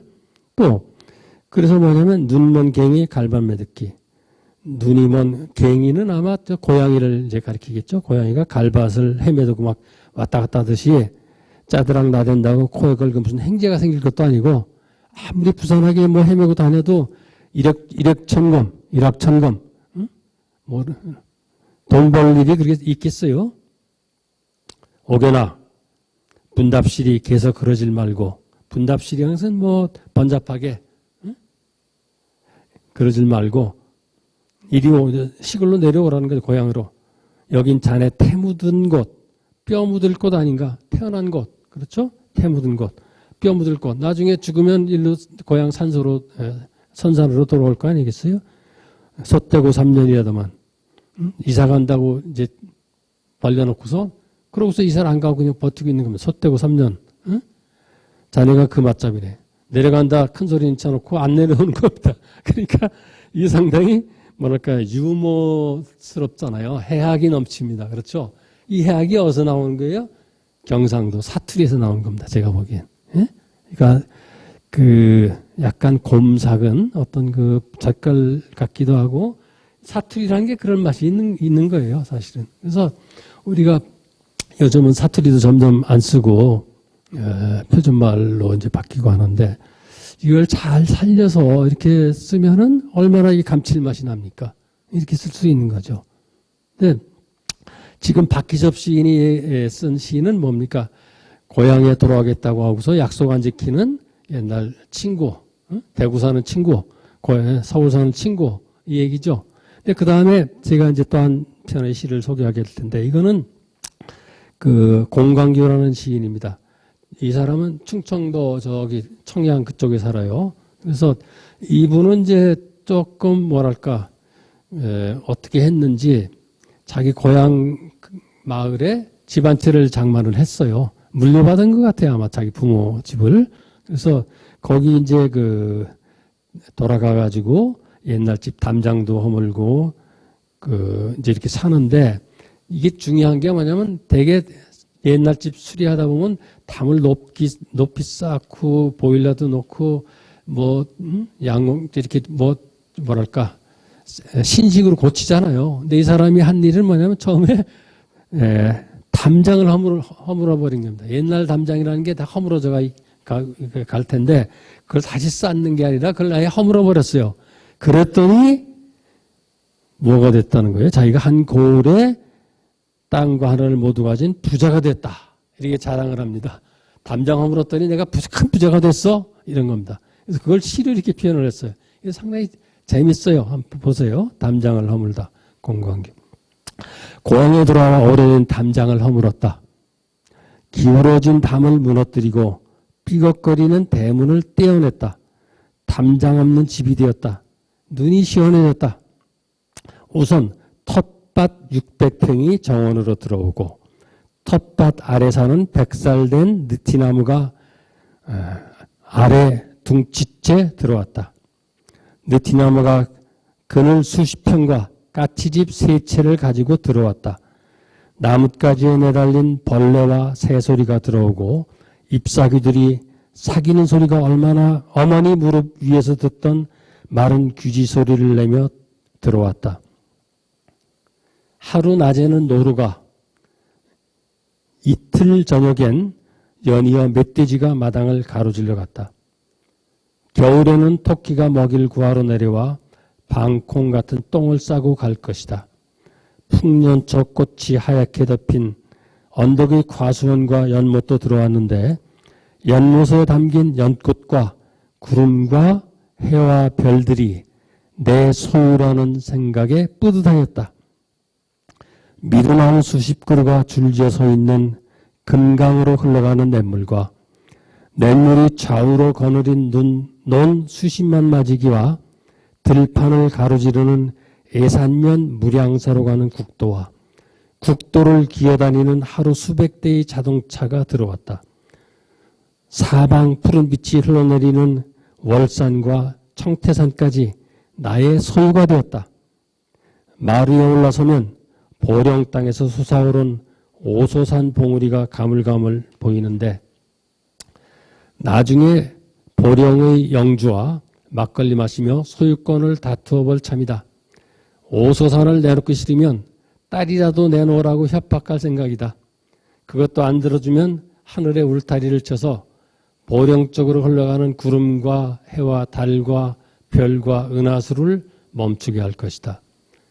공시가격 900만 원짜리 기울어지는 시골 흙집 담장을 허물고 나서 나는 큰 고을 영주가 되었다. 재밌죠? 이 사람이 구한 집이 900만 원짜리군요. 900만 원짜리인데 이 정도면 뭐 여러분도 하나 구할 수 있을 것 같아요. 900만 원 정도는 있죠, 되게. 예. 네. 중요한 건 이분이 한 일이 뭐예요? 처음에 가서 담장을 허물고 그다음에 대문을 떼어낸 겁니다. 그랬더니 갑자기 부자가 된 겁니다. 온갖 나무며 산이며 구름이며 이런 것들이 다 자기 소유가 된 거죠. 그러니까 이 사람이 담장을 높게 세우고 자기 방에 틀어박혀서 인터넷을 뒤지고 이렇게 했다면은 이런 앞에 보이는 시원한 전망 이런 것들을 자기 소유로 삼지는 못했겠죠. 어? 상당히 뭐랄까요. 재미있고 좀 뭔가 해악이 넘치고 아까 박기섭 시인의 시조에서도 느꼈지만은 그런 어떤 푸근한 어떤 여유 같은 게 느껴지지 않습니까? 이게 좋은 시입니다. 제가 보기엔. 여러분도 한번 시골집 구해가지고 이렇게 한번 살아보는 것도 좋을 것 같아요. 그렇죠? 예. 여기 보면은 이거 공시가격 900만 원짜리 시골 집 하나 사가지고 담장 허물면은 큰 고을이 영주가 된다는 겁니다. 여기 그 비법이 다 적혀 있어요. 여러분도 한번 시도해 보십시오. 근데 그 아까도 했지만 코로나 때문에 하루 종일 이제 그 우리가 집안에 갇혀 살게 되는데 그러다 보면은 저도 마찬가지입니다. 그 우리 가족 사이 혹은 부부 사이에 전에 없던 이제 갈등이 생길 수도 있어요. 사실은 특히 텔레비전 채널을 둘러싸고 이제 신경전도 벌이고 마누라하고 또 삼시세끼를 꼬박 이제 차려내는 그 가정주부 입장에서는 스트레스도 뭐 만만치가 않죠. 그렇죠? 남자들은 이거 잘 모르지만은 그 제가 보기에도 이게 쉽지 않은 거예요. 사실은 새끼를 다 이제 차려낸다는 거. 또 젊은 사람들도 마찬가지죠. 자식들이 이제 학교도 요즘은 대면 수업한다니까 학교도 못 가고 집에 있으니까 가정주부는 그 다른 건 몰라도 자식들은 먹여 살려야 될 거 아니에요. 그러니까 새끼 밥상 차려내는 게 이게 보통 일이 아닙니다. 스트레스 많이 쌓이죠. 예?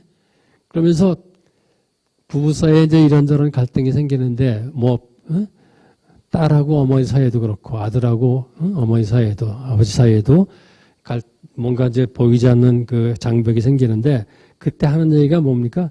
야, 이게 말이 안 통하는구나. 너하고는 말이 안 통해. 당신하고는 말이 안 통해. 흔히 하는 얘기가 그거죠. 말이 안 통하는 건 안다는 거죠. 그래서 말이 안 통하는 걸 소재로 한 그런 또 시가 하나 있어요. 한번 읽어볼게요. 이거는 박성우라고 하는 시인이 쓴 시입니다. 누가 더 깝깝할까이? 이게 이제 전라도 사투리죠. 전라도 사는 분 같아요. 강원도 산길 어디서 어지간히 부렸다던 일소를 철산 양반이 단단히 값을 쳐주고 사왔다. 한 대 사달이 났다. 핫담에 워워랑께 그러니까 소를 부릴 때 이렇게 이제 지시를 하잖아요. 근데 전라도 말로 핫담에 워워랑께 이렇게 사투리로 지시를 하는 거죠. 워워 하는 걸 가라는 얘기겠죠. 워워랑께 왜 안 가? 이런 거죠. 내나 같은 말일 것 같은데 일소가 아랫령 말을 통 알아듣지 못한다. 흠이 어쩌었을까이? 일소는 일소대로 갑갑하고 철산 양반은 철산 양반대로 속이 터진다.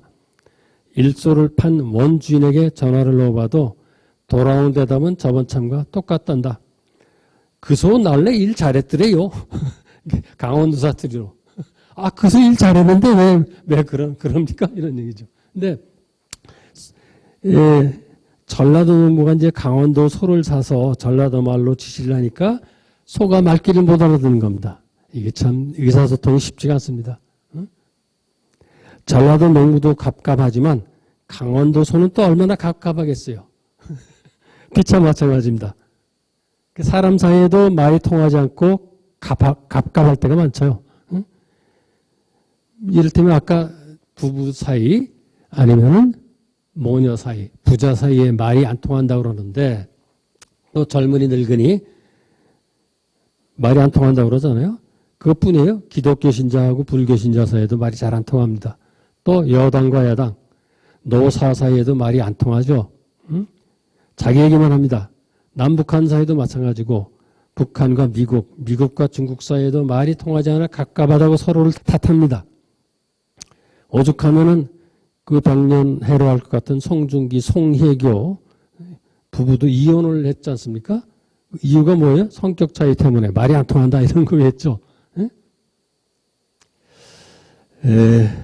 근데 저도 겪어보는 거지만 부부라는 게 살다 보면 다른 점이 점점 많이 드러나게 됩니다. 수십 년 동안 자라는 환경이 다르니 성격도 다르고 생각도 다른 게 당연하죠. 그러니 상대방이 왜 나와 다르냐고 원망해봤자 소용이 없는 겁니다. 송중기, 송혜교도 영화 속에서는 서로 잘 어울리는 한 쌍이지만 막상 살다 보면 서로 다른 게 많이 나타나겠죠. 근데 성격 차이라고 하는 건 뭡니까? 왜 성격이 생각하는 방식이나 행동 방식이 나랑 다르냐? 나랑 좀 같이 해주지. 서로 자기 편을 안 들어준다고 자기와 같지 않다고 원망을 하는 거죠. 근데 역으로 서로 다른 걸 좀 인정해주면 될 텐데, 예? 억지로 자기 쪽으로 끌고 가려고 하다 보니까 이제 그 다툼이 생기는 거죠. 그래서 그때 뭐라고 얘기합니까? 서로 대화하고 부대끼며 살다 보면 상대방을 이해하게 된다. 이렇게 얘기합니다. 근데 그럼 그때 이제 문제는 뭐냐면 대화를 해야 되는데 상대방을 믿을 수가 없어서 대화가 안 된다. 응? 말해봤자 듣지 않는다. 술 안 먹겠다고 하고서 그 다음에 가서 친구들하고 잔뜩 술 먹고 또 들어오고 말이지. 예? 뭐 이렇게 이제 얘기를 하는 거죠. 근데 실은 또 뭡니까? 대화를 자꾸 해서 신뢰가 쌓이는 거죠. 응? 그러니까 신뢰가 안 생겨서 대화가 안 된다. 이렇게 말할 게 아니라 되든 안 되든 자꾸 얘기를 하면은 신뢰가 생기는 겁니다. 그러니까 술 먹고 들어온 남편한테 믿을 수 없다. 대화가 안 된다. 이렇게 하지 말고 얘기를 한번 들어보세요. 왜 안 들어오는지, 왜 술 먹을 일이 생겼는지 한번 얘기를 들어보는 겁니다. 그러면 조금 더 이해할 수 있게 되고 또 서로 간의 마음의 담장이 허물어져서 상대방을 있는 그대로 이제 받아들이게 되죠. 아까도 얘기했지만 담장을 허무니까 부자가 된다고 그랬잖아요. 공간교신이. 예? 부부사이도 마찬가지고 담장을 우선 허물어야 됩니다. 그리고 젊은이와 젊은 사람과 나이 든 사람, 부자 간, 모녀 간에도 그 장벽을 우선 허물어야 돼요. 어? 왜 나랑 다르냐? 나는 나훈아가 좋은데 너는 왜 요즘 뭡니까? 뭐랄까요? 랩 같은 거, 뭐 이런 거, BTS, 뭐 이런 거 좋아하네. 난 가사에, 그러니까 뭔지도 모르겠는데, 이렇게 하면 대화가 안 되죠. 어? 그러니까 서로 뭔가 공통의 분모를 찾아가지고 얘기를 자꾸 나눠야 됩니다. 그래서 제가 어쩌냐게 이제 이런저런 걸 하다가, 누가 추천을 해서 노래를 추천하길래 들어봤어요. 휘파람이라는 노래입니다. 요즘 아주, 많은 사람들이 좋아하는 노래라고 그래요. 이게 세 가지 버전이 있던데, 그 중에 하나가 뭐냐면 처음에 이문세라는 가수가 부른 휘파람인 노래겠어요. 이 사람 들어보니까 참 노래 잘합니다. 그 다음에 또 이문세가 김윤이라고 하는 젊은 여자 후배 가수랑 부른, 응? 이중창으로 부른 노래. 이것도 참 기가 막히게 잘해요. 근데 요즘 사람들이 좋아하는 건 무슨 프로그램망인데 63호 가수라고 이름도 이상한데 아마 오디션 프로그램에 출전한 번호가 63호 같아요. 그래서 63호 가수라고 그러는데 젊은 청년입니다. 이름은 이무진인데 이무진이라는 이름보다는 63호 가수 이게 이제 더 많이 알려져 있더라고요. 이걸 한번 쭉 들어봤어요. 근데 조금씩 맛이 다릅니다.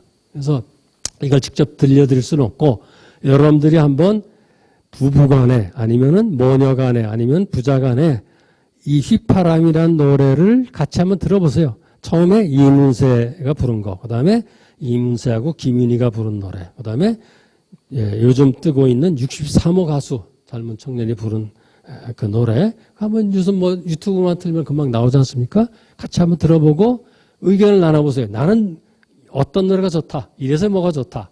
응? 너는 어떠냐? 하다 보면 서로 대화가 될 겁니다. 응? 이걸 가지고 아까도 얘기했지만 너는 왜 나는 나훈아가 좋은데 너는 왜 이문세가 좋으냐. 이렇게 하면 얘기가 안 되는 거죠. 일단 인정을 해야 되죠. 서로. 그래서 휘파람이란 노래가 좋은데 한번 들어보자. 그래가지고 서로 대화를 시작하면은 이 코로나 스트레스도 좀 해소가 되고 그 코로나 우울증도 해소가 되고 대화도 좀 원활하게 진행이 되지 않겠는가 이렇게 생각을 합니다. 시간이 거의 다 됐는데 오늘 끝까지 들어주셔서 감사합니다. 예, 안녕히 계십시오.